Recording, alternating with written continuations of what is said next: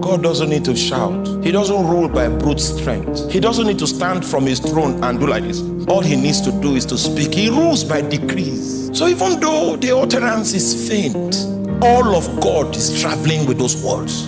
God can visit you again and again and again to advance an introduction of himself in such a way that is consistent with the path that he has ordained you to walk. So we don't know how many times God had to visit Abraham in order to register the fact that he was the God that quickens the dead.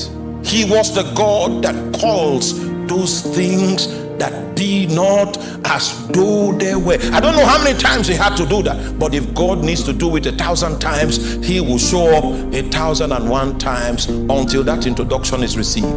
It took 3 generations for God to introduce himself to humankind as the El Shaddai. That's how determined God can be when he wants to introduce himself to your human spirit. If God wants you to see him, you will see him.